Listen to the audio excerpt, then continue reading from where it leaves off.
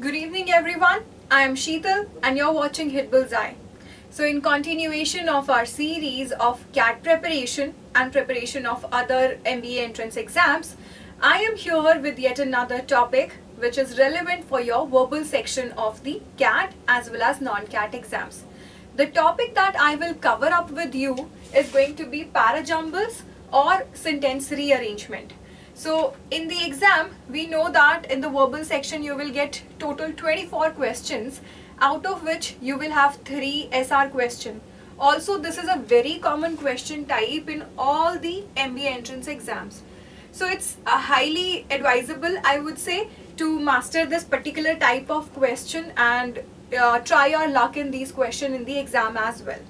And especially in the CAT exam, these 3 questions is something that you should definitely go for. I will also tell you about the approach of the paper, which question should be done first and when should you do the SR question in those 40 minutes. So let's quickly discuss the areas that you will get in the verbal section and how to go about those areas, and then the relevance of para-jumble questions. Now if you have any doubt related to anything, feel free to put that in the chat box. Let's get started. So first of all, in your VARC, that is verbal ability and reading comprehension section of the CAT exam, you will have 24 questions in total for which you will get 40 minutes. Now how to divide this time? Though there is no subjective question, but reading RCs and doing 4 questions from it is itself time consuming. The first area is reading comprehension, from which you will get 16 questions, 4 passage and 4 questions each. Second area is your SR or the para-jumbles, the one which we are going to cover up today. 3 questions from this, and there is something I would like to add on here.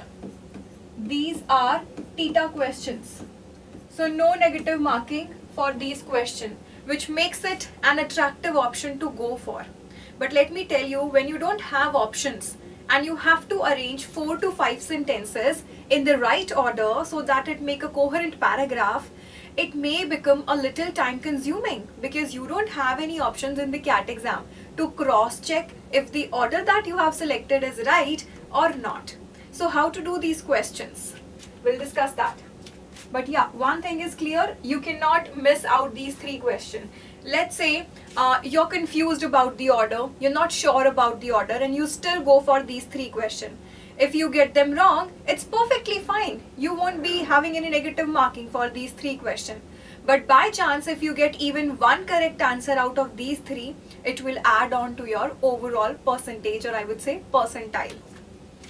Third is either misfit or the sentence placement questions. 2 questions from this. Fourth is para summary. 3 questions from this. Another important question type, because in summaries you get options. So it becomes relatively easy to find out the right summary which actually justifies the whole passage. I have already discussed reading comprehension with you in my previous 2 lives. Now we are discussing this SR, and in a similar way, one by one, we will take up all the relevant question types in the verbal section of the MBA entrance exams. So now, this particular question type, I believe that you should be doing it in the end. You have to save 5 to 6 minutes. The last 5 to 6 minutes of your 40 minutes should be for the SR. Because one, you won't be wasting a lot of time on these because you know that you're left with only 5 to 6 minutes. It's doable in this period of time. And 2, you will be content that you have touched the other areas and you're done with the other areas. Now when we know that there is no negative marking in para-jumble, why should I leave it? Right? So in the end, you can take these questions, read the sentences with a free mind, decide the order that you feel is the right one, and then go for it. Even if it turns out to be wrong, we won't lose anything over here. So with this strategy, let us now see what is para-jumble. Okay, before discussing the tips and tricks for the para-jumbles, let me tell you Para-jumble questions feature 4 to 5 sentences which are put in a random order. You have to read the sentences, understand the story behind it, and put them in the right order so that it make a strong coherent paragraph in which there is some flow of thought, in which the ideas are connected, all the sentences are connected with each other. Let's say B comes after C, so there is a swift transition from C to B. So all these things is something that you have to keep in mind. Now in the verbal section as such, you don't have to go by the topics, I would say, or you don't have to refer to any book, that if you complete this book you will be at par with the verbal section. The whole paper or the verbal section, it tests your general aptitude and your comfort with the language, your level of comprehension and understanding. So if you attentively read the questions and try to put them in the right order, trust me, you will be very close to guessing the right sequence. So with this, let us see what technique should we follow. So when you are given 5 to 6 sentences, you can follow this stop AC technique, which I have discussed with you people time and again. Let's discuss it again and then we will move on to the practice questions. So S stands for the subject area. As soon as you see those sentences of para-jumble, think about it. What is the recurrent subject? What is the common subject all these sentences are talking about? So whichever sentence introduces you to the subject of the whole paragraph will be your opening sentence or your introductory sentence. Next is guessing the theme. Theme is main idea of the passage. So after reading those sentences, you have to decide what are these sentences stressing upon. Which line is featuring the main idea of the passage? So yes, again, in the introductory sentence, you will find the main idea also and the subject of the whole passage also. Now, next thing that you can do is guessing the opening sentence or the introductory sentence. As soon as a person sees those sentences, the first, or let's say the most easy thing the person can do is to decide which should be the first sentence, which should be the opening sentence, because relatively it's very general, it's very broad, and it introduces you to what you are going to read about. It introduces you to the main idea or the theme. So you have to guess the opening sentence first of all. Let's say D is our opening sentence, we've guessed it, right? What should you do after that? You can make certain pairs. In one go, writing 5 sentences in right order may be tricky, but making certain pairs can be easy. Now I will be telling you in the upcoming slides what kind of pairs can you make. Just keep one thing in mind. Out of those 5 sentences, two will be forming a pair. They may have same idea described in different ways. They may have some keywords which will help you to decide that, oh, the same thing has been discussed in this sentence as well as this sentence. It may be a cause and effect kind of relationship between the two. And this way you can make certain pairs ki these two sentences will definitely go together. I don't know about the rest of the order, but these two sentences will definitely be together. Let's say A and C make a pair and B and E make a pair. Once you have guessed two pair, decide the order. Should B and E come first or A and C comes first? Then whichever sentence turns out to be the last one, read it again and think about it. Do you think that it is kind of a concluding sentence? Do you think that in continuation of the ideas, this is the culmination point, the last sentence? And you will be very close to guessing the right sequence. Now anticipate the order that you believe is the right one and then confirm it from the options if you get the options in the exam. It's only the CAT exam that will not give you options for this particular question type. Rest of the MBA entrance exam will definitely give you options. With option, you will be very close to guessing the right sequence. With this, let's understand what are the characteristics of an introductory sentence. Now I've told you that, okay, guessing introductory sentence is easy. But then you must be wondering what are those things that make it easy? So one, it introduces the idea or the theme of the paragraph, the whole paragraph, as I told you in the last slide. It is an independent sentence. That is, it doesn't depend upon any other sentence to complete its meaning. when you read the introductory sentence, you don't feel confused or baffled ki, okay, what is the author saying? Why has he started like this? There should be something preceding it. You won't feel any of it. It will give you a general idea. It will give you a main idea. It will be a general or independent kind of a sentence. Will not depend on any other sentence. It may have the subject of the sentence. Subject is the thing that is discussed in the passage. Now, let's say ki if I am talking about government, the passage is on government. There is only one line which uses the noun government. The rest of the sentences are using its policies, its decisions, its way of, conducting certain functions, let's say. So I am using pronoun, it. If you will read those sentences, you will be definitely thinking ki, why are we using this pronoun? What does this it stands for? So the opening sentence will most probably have a noun, a proper name, and then it will go on to use the right kind of pronouns for it. Now it may talk of a general idea or may be written in a very general kind of a way. These were some characteristics of opening sentence or introductory sentence. Let us now see the pair that I was talking about. What kind of pairs can you have? The first one is noun-pronoun pair. The first line of the pair will have a noun. In the second line, a pronoun will be used for the same. So this will be your first and this will be your second. In the pair, it will be first or second. In the pair, the first sentence will have a noun, and in the second, the pronoun will be used for it.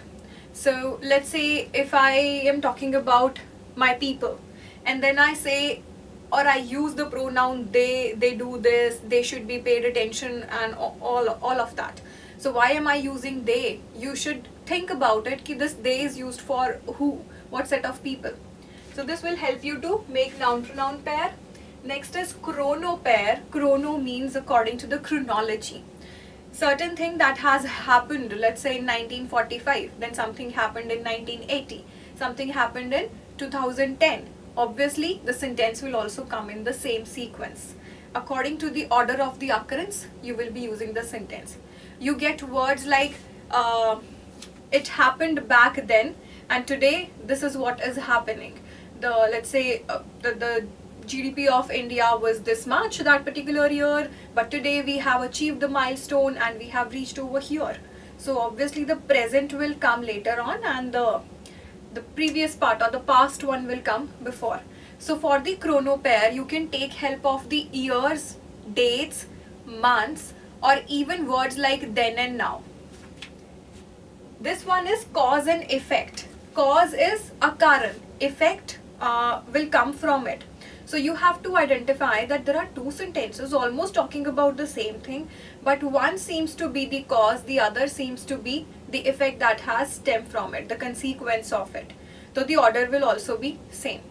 To give you an example, if I say that there was a serious accident of a private school van carrying children and it had a lot of casualties.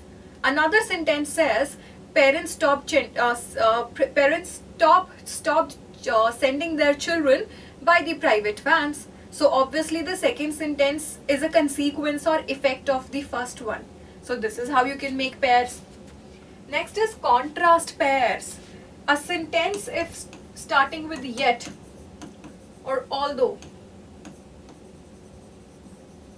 or but, you should definitely think about it, that how can they start a sentence with the word like yet, although and but. It means something should be preceding it. So you have to identify that sentence which should come before these sentences starting with these words. These show a contrast to some idea. That idea will be given in the previous sentence. You have to identify that. And in this way you can make the contrast pairs also. Now apart from the contrast pair, there is something called as thought extender pair. One idea is introduced in one sentence and the same idea has been further described in some other sentence. That will be an extension of the same idea. So thought extender pairs can also be there. And the last one is keyword links. You have to read these questions very carefully and attentively. Pick up certain keywords which are common in two sentences and then decide, oh, they form a pair. Which one should come first? Which one should be the second one? So these are some general tips that helps immensely, I would say, in solving the para-jumble question. But still, unless until we practice questions together, the concepts may not be that clear. So let's quickly practice some question and try to employ the tricks and tips that we have learned today. Question number 1. Let me quickly read the question for you. Everyone who is attending the class can pause the video and go through the question. In a sense, our people are the seeds of our growth and shareholder values. Okay, this is in a way a general kind of a sentence, but still we are a little confused ki our people, why is he saying our people? There should be something that should come before it. Parts of the organization will perform to world-class standards and parts will look like the puny rows of corn in Timisoara. Parts of the organization. Which organization are we talking about? Not clear? So this cannot be the opening sentence. In farming and in business, there are so many factors you can't control. From drought to floods to great bailouts. The key is to focus on those areas that you can control. So isn't this a general kind of sentence? Introducing you to the theme that author is going to compare farming and business. And he is saying that there are certain factors that influence farming also and business also. This is the idea that he's going to discuss in the whole passage. So yes, it's a general kind of a sentence which is introducing us to the theme as well as letting us know about the subject area also. So let us mark this one as the first or the opening sentence. Okay, we've guessed the opening sentence. What next? We'll take or we will highlight the keywords from this and take help from that. So he's saying that the key is to focus on those areas that you can control. Initially, he said that there are a lot of or there are many factors that you can't control, but you should be focusing on the factors that you can control. Now, read this sentence. Your ability to execute is definitely one of those.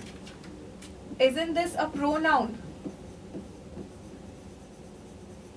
As soon as you read the E sentence, you will definitely feel that it's incomplete. It depends on some other sentence or it's an extension of some other sentence.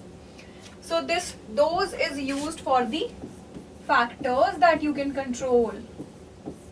So it carries forward the idea that was given in the C. So look at this. You've got your second sentence also. You formed a pair also, which is a noun-pronoun pair. Right. Any doubt in this one? If any one of you is facing any doubt, any problem in this, please let me know. Now let's read D also. We can surround them with the resources and nurture them with benefits. But if we don't communicate explicitly with them and decide to align our resources in similar ways, they will make decisions that yield uneven results. In this sentence, he's been using this they again and again. He has used them also, they also. But then we should think, why is he using this word they? It's a pronoun. For what subject is he using this pronoun? Let's see who's going to identify. Please find me a pair, find me a sentence that should come before D. Let us see who is going to guess this one. There should be a sentence preceding D जो हमें बताए कि ये they या them किसको refer कर रहा है.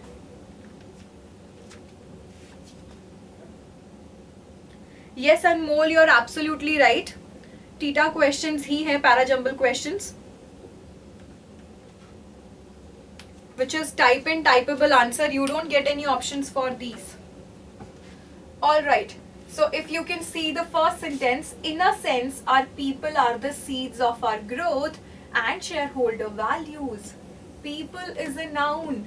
It's the subject that we have further discussed in D. We are saying that we can surround these people with resources and nurture them with benefit. But if we don't communicate, you communicate with people, humans, explicitly with them, and decide to align our resources in similar way, they will make decisions that yield uneven results. Right? So this becomes our third sentence. This becomes our fourth sentence because 3 and 4 are a pair. C and E is a pair. Clearly you are left with one, which will be the last sentence. Let's now check if it can be a last sentence. Parts of the organization will perform to world-class standards and parts will look like the puny rows of corn in Timisoara. So the cornfields of Timisoara. We have used a kind of, you can say, imagination, comparison, allusion. We've alluded to the tiny puny rows of Timisoara. So don't you think that whatever was said before this was quite factual and practical, and this is a little vague that we are comparing the results of the organization to the cornfields of Timisoara. So mostly when you are doing the para-jumble question, keep this one thing in mind.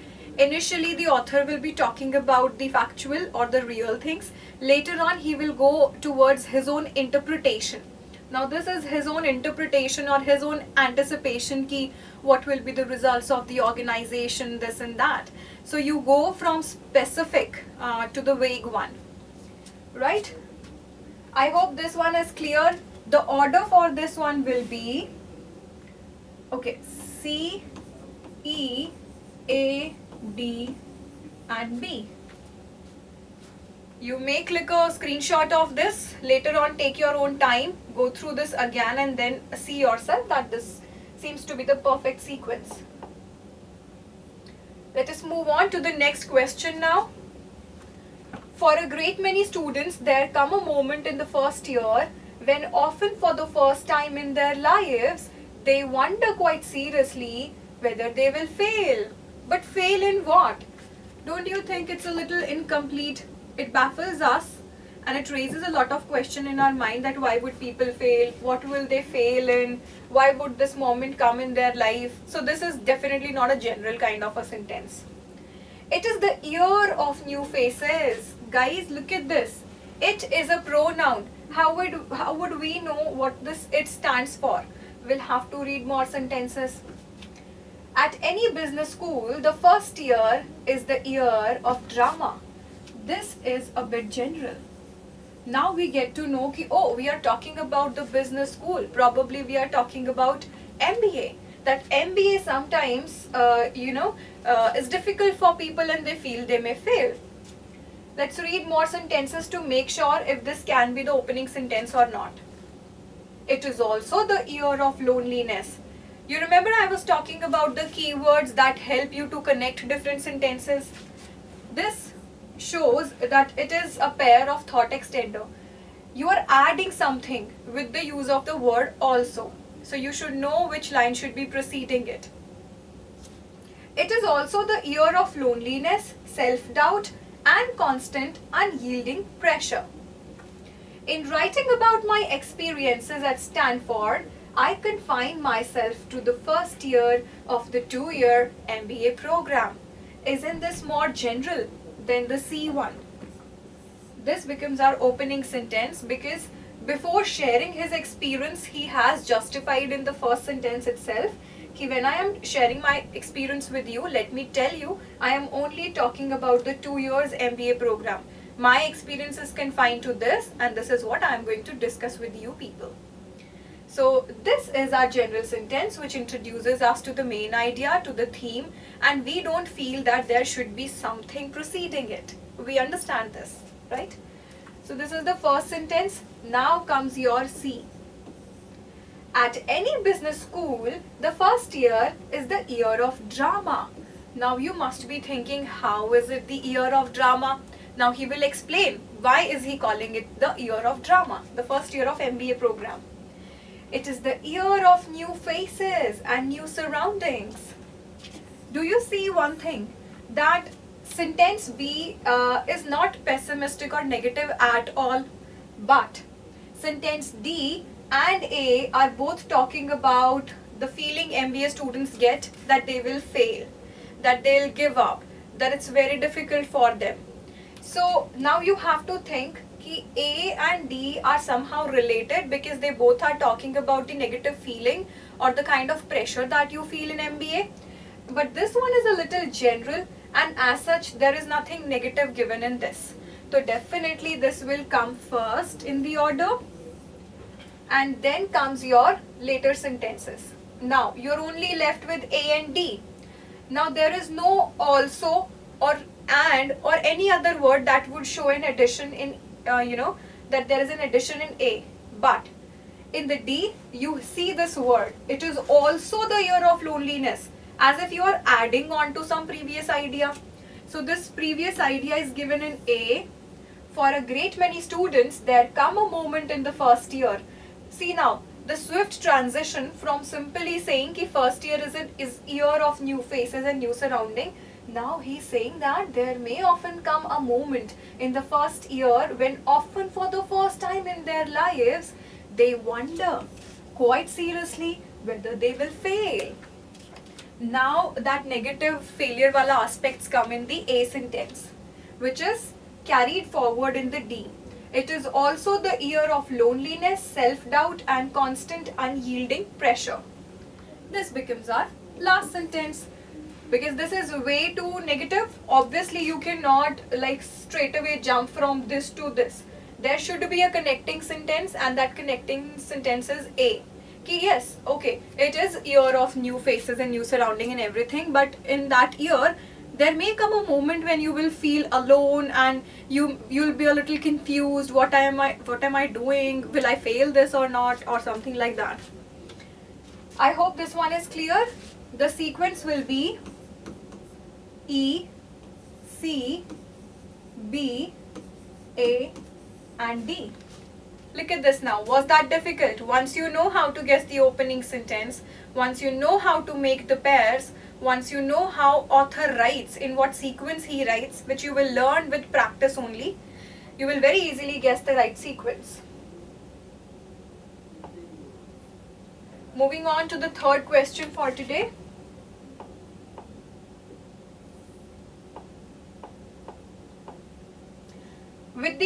And please drop in your answers in the chat box. If you are yourself not trying to attempt these questions, the purpose of the class will not be solved. Please try your luck. Write down the sequence whichever you feel is the right one. It may turn out to be wrong, but that is perfectly fine. Our motive here is to learn as much as we can. With the advent of satellites, however, when do you use the word however? When you are trying to conclude something, you don't use however in the first line itself. So with the advent of satellites, however, scientists have finally been able to measure the sun's output without being impeded by the Earth's atmosphere. We need to read more sentences to understand what is the story going on here. What is this author trying to say? For 150 years, scientists have tried to determine the solar constant, the amount of solar energy that reaches the Earth. Okay, now this is very much general. So this seems to be the opening sentence for now. Let me just write G. So this introduces us to the idea that it's been 150 years that the scientists have been trying to calculate the solar constant on the Earth's atmosphere. Or they want to, let's say, measure the amount of solar energy that reaches the Earth. A general idea. Now you are intrigued ki what happens next. Did they succeed or not? Gas molecules and dust particles in the atmosphere absorb and scatter sunlight and prevent some wavelength of the light from ever reaching the ground. Now this particular point is saying ki though the scientists are trying to calculate the solar energy, and the second talks about ki in our atmosphere there are layers and we don't get all the sun rays to the surface of the Earth. So it's somehow not related to the previous line. Let us read this one also. Yet even in the most cloud-free regions of the planet, the solar constant cannot be measured precisely. Now yes, we get to know this is the opening sentence, which is giving us a general idea that scientists are trying to calculate the amount of solar energy for 150 years. Even after working for 150 years, they still are not able to do it even in the most cloud-free regions because of the atmosphere. So yet shows a contrast. I told you a contrast pair. So this B and D makes a contrast pair. B shows us positive side of the scientist, that we've done so much to calculate the solar energy. D shows us that still we failed at it. So this becomes a pair. Now we are only left with two sentences, and this sounds a little bit more concluding sentence. Let us see what idea is given in this and what idea is given in this. In the C, it is further explained ki why are we not able to calculate the solar constant. He has given you different reason, that it is because of gas molecules, it's because of dust particles present in the atmosphere that absorb and scatter the sunlight and prevent some wavelength of the light from ever reaching the ground. Don't you think that it is further explaining what was given in D? It is also talking about why the scientists failed in calculating the amount of solar energy or solar constant. So it's an extension of D. We are only left with A. A will be our fourth sentence.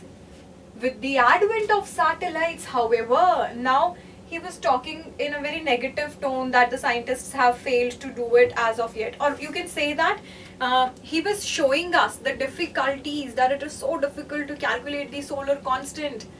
But still, with the help of satellites, however, scientists have finally is another hint word that gives you a hint that it's the last sentence.